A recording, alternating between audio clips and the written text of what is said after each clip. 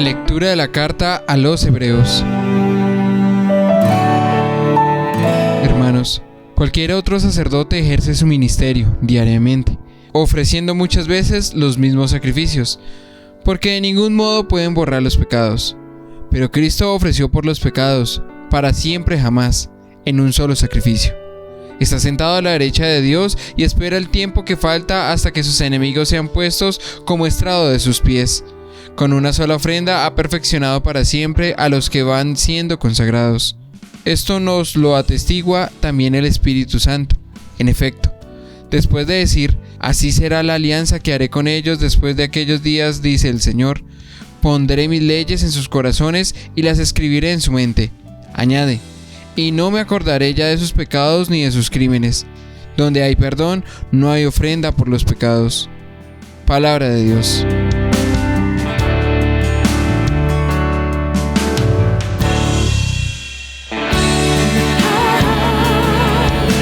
Tú eres sacerdote eterno, según el rito de Melquisedec. Oráculo del Señor a mi Señor, siéntate a mi derecha, y haré de tus enemigos estrado de tus pies. Tú eres sacerdote eterno, según el rito de Melquisedec. Desde Sión extenderá el Señor el poder de tu cetro, somete en la batalla a tus enemigos. Tú eres sacerdote eterno, según el rito de Melquisedec. Eres príncipe desde el día de tu nacimiento. Entre esplendores sagrados yo mismo te engendré, como rocío antes de la aurora. Tú eres sacerdote eterno, según el rito de Melquisedec. El Señor lo ha jurado y no se arrepiente.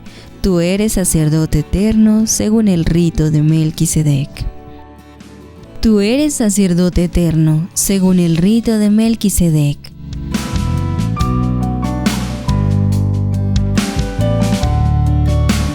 El Señor esté con usted.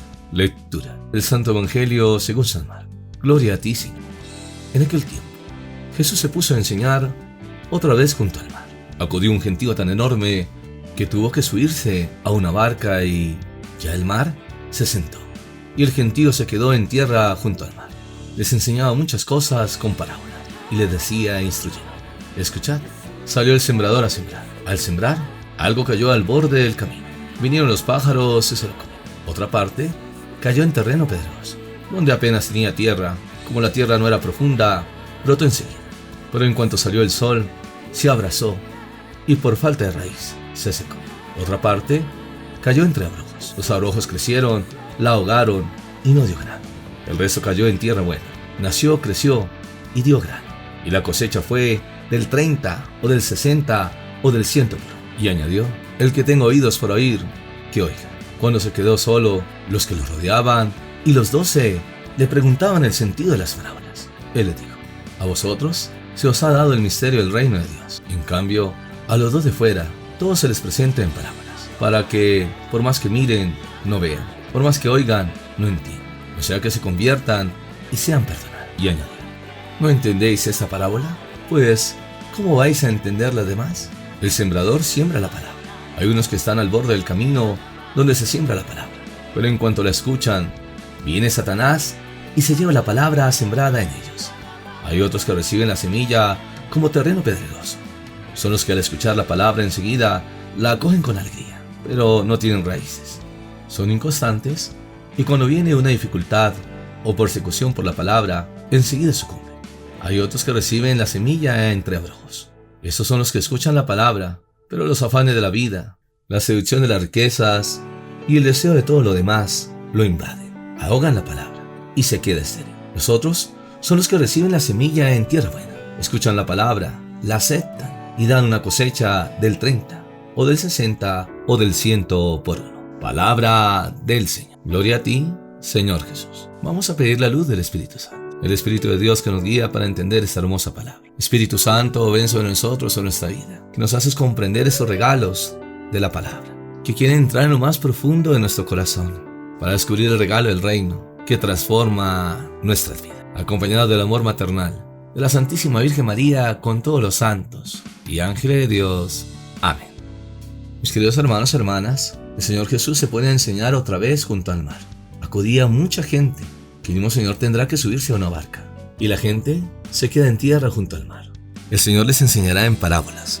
Los evangelios hacen un uso abundante de este lenguaje en imágenes, mientras que en estas variadas formas de lenguaje en imágenes han sido siempre muy comunes también en el mundo antiguo. La forma específica de la parábola se encuentra solamente en los evangelios sinópticos, que ya hemos dicho que son los evangelios de San Mateo, San Marcos y San Lucas, y puede relacionarse con tipos análogos de historias ilustrativas del Antiguo Testamento.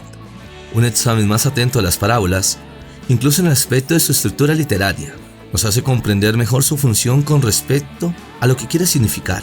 En general, una parábola es una comparación muy amplia que se desarrolla a la manera de un relato, que normalmente reproduce hechos o episodios de la vida humana cotidiana, cuya finalidad es la de ilustrar verdades de carácter religioso y moral.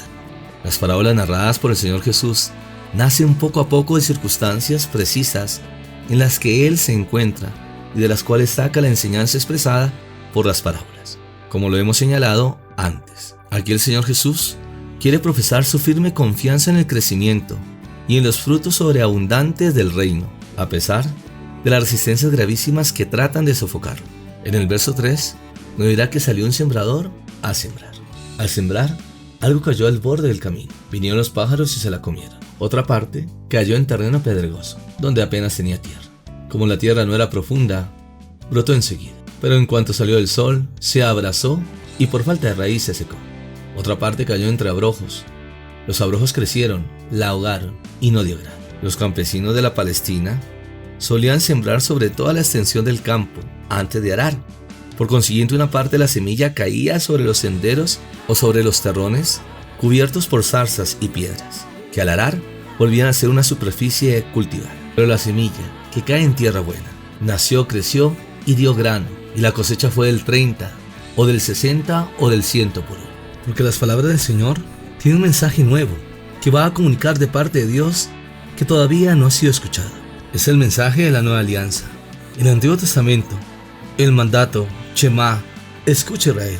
Toda la religión hebreo-cristiana es una religión de escucha, con las palabras, escucha Israel. En el verso 10 nos dirá, cuando se quedó solo, los que le rodeaban y los 12 le preguntaban el sentido de las palabras. Él le dijo, a vosotros se os ha dado el misterio del reino de Dios.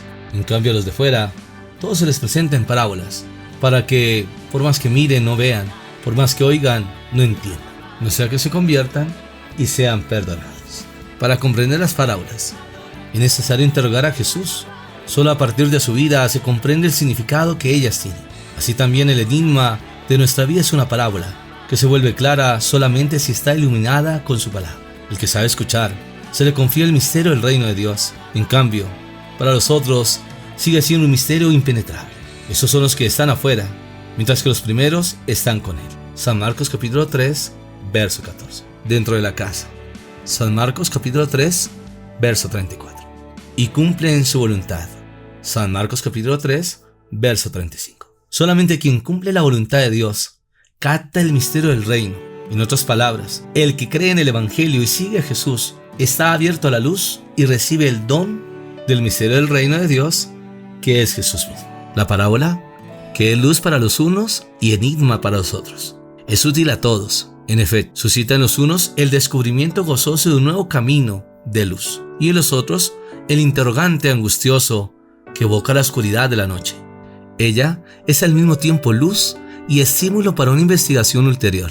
Por eso el Señor Jesús hablará en parábolas, y les anunciaba la palabra con muchas parábolas como estas, según podían entenderle. Les hablaba sin parábolas, pero a sus propios discípulos se lo explicaba todo en privado. Los discípulos son los que van a interrogar al Señor Jesús acerca de las parábolas.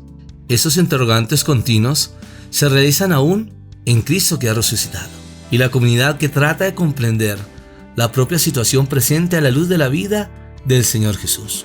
Solo esos interrogantes son preguntas que pueden recibir el don de la respuesta en el misterio del reino de Dios. Así como la vida del Señor Jesús es a través de parábolas, también nuestra vida sigue siendo una parábola que en parte es clara y en parte oscura. Cuando está oscura, de tal manera que al mirar nos vemos y oyendo no entendemos. Así interrogamos al Señor Jesús con insistencia. Ahora dirá en efecto: pidan y se les dará, busquen y hallarán, llamen y se les abrirá, porque todo el que pide recibe, el que busca halla, al que llama se le abrirá. San Mateo capítulo 7, verso 7.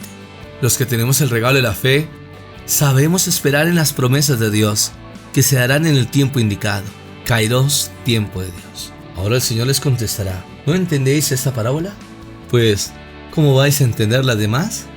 Ahora viene la explicación de la parábola. El sembrador es Jesucristo y la semilla es su palabra, que llega hasta nosotros a través de la voz del Evangelio. El problema será identificar todo aquello que en nuestra comunidad impide la fe y la esperanza en esa palabra. Las dificultades y resistencias que ella encuentre debe superar. Este es el problema vital de la comunidad, la situación concreta en la que se debe cumplir la opción de fe que vence al mundo. La primera dificultad está representada por Satanás, que sobrevive y se lleva la palabra que ha sido sembrada. Esa dificultad es la mayor porque proviene del interior del hombre. Satanás se manifiesta en el pensamiento del ser humano, que impide que la humanidad reciba la palabra. O como los parientes del mismo Señor, que pensaban que estaba loco. Los mismos demonios le decían al Hijo de Dios: ¿qué tenemos que ver contigo, Jesús de Nazaret? San Marcos capítulo 1, verso 24. Preguntaba el demonio a Jesús, sabiendo que no tiene nada en común con él. La humanidad le cuesta asumir esos compromisos cristianos que vienen de Dios a través de su palabra. Y el ser humano se deja seducir por el mundo, que lo lleva al abismo de la muerte.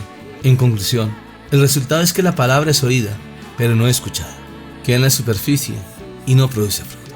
La segunda dificultad viene del exterior. Aunque acojamos dentro de nosotros con alegría la semilla de la palabra de vida, somos sacudidos en nuestra fe y en nuestra esperanza por tribulaciones, presiones e incluso persecuciones que nos vienen desde afuera. No es fácil vivir la palabra en la vida cotidiana, donde todo parece que lleva en una dirección contraria. Pero los que hemos optado por el Evangelio y vivimos en el Espíritu de Cristo, seremos odiados y perseguidos por el mundo. San Juan capítulo 15, verso 18. En efecto, el mundo busca lo que es suyo y sigue el criterio del egoísmo, de la posesión del dominio y de la opresión. En cambio, Cristo sigue el criterio del amor, de la acción por compartir, de la entrega. En cambio, el mundo es apariencia, pareciese que fuera más fuerte y venciera siempre. En cambio, en Cristo se manifiesta la humildad, que se entregará por amor a la humanidad. Para el que tiene fe, el Espíritu de Cristo vence precisamente en la victoria aparente del mundo, así como Cristo vencerá el mundo en su derrota en la cruz. La tercera dificultad es muy material. Es todas las dificultades que se dan en el exterior como interior, porque se trata de algo exterior, solicita, seduce y mueve la codicia al interior del hombre. Ella encuentra su expresión más completa en el Dios dinero, que se convierte en la medida suprema del hombre. Lo esclaviza hasta lo más profundo, desvirtuando todo su valor humano. Por eso el mundo mide el valor del hombre según la cantidad de dinero que posee. El Evangelio dice claramente que no se puede servir a dos señores, Dios y el dinero. San Mateo capítulo 6, verso 24. El Evangelio dice también que es imposible que un rico entre en el reino de los cielos, como veremos en el episodio del joven rico. San Marcos capítulo 10, verso del 17 al 27.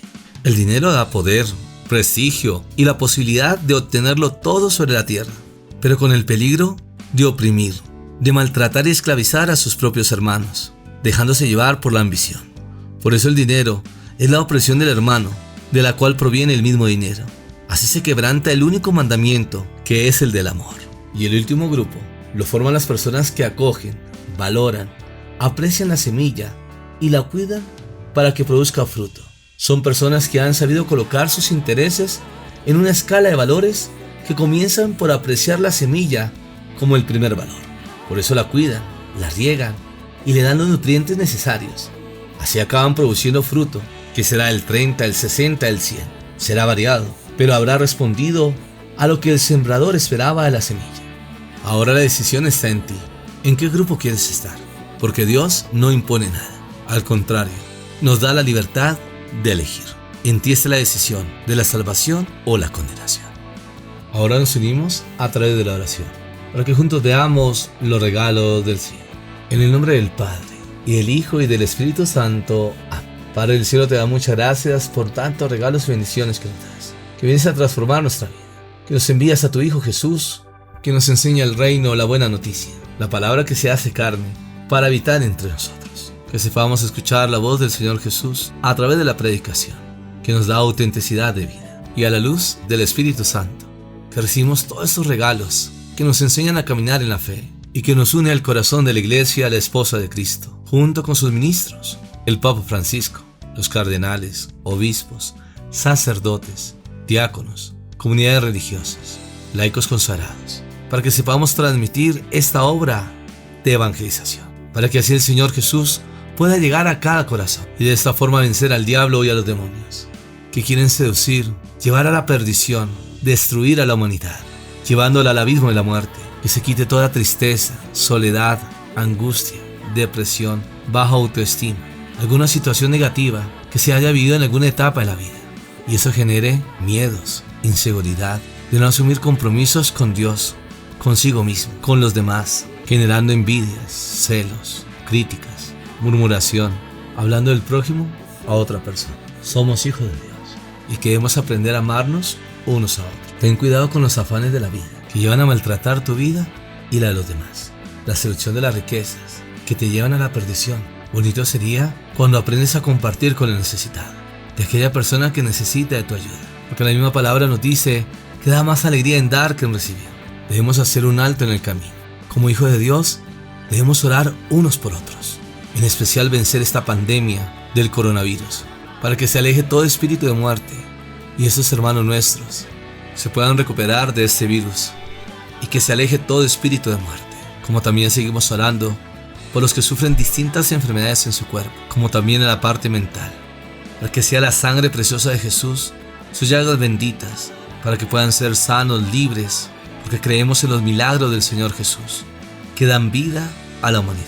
Seguimos orando por los gobernantes, para que asuman la gran responsabilidad de dirigir una nación, para que aprendan la honestidad, el servicio, la justicia, para que haya una política justa, una sociedad de ayudarnos unos a otros, y que haya respeto hacia el ser humano, dando trabajos dignos, con sueldos justos.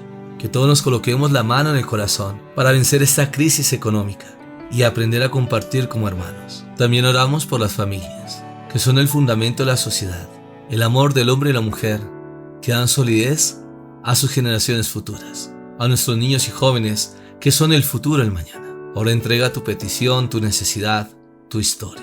Que a pesar de los momentos difíciles que estés pasando, Dios está contigo. Que nada nos puede separar del amor de Cristo, porque en Él está puesta nuestra esperanza. La oración que nos hace vivir esa intimidad con nuestro Dios. La palabra que nos hace reclamar sus promesas. Y la Eucaristía, el gran milagro que quiere habitar en el corazón de la humanidad. Es creer, confiar y saber esperar en el tiempo indicado, el Kairos, el tiempo de la bendición de Dios.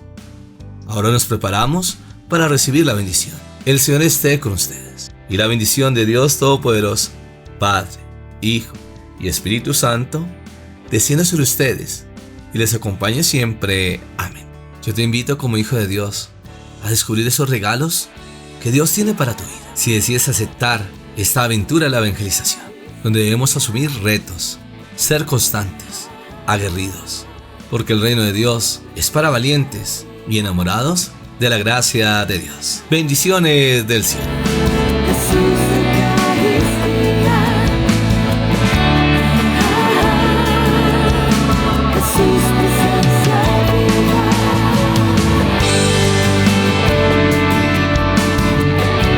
No se te olvide seguirme en las redes sociales, Paredes y Franco, compartiendo los regalos del cielo.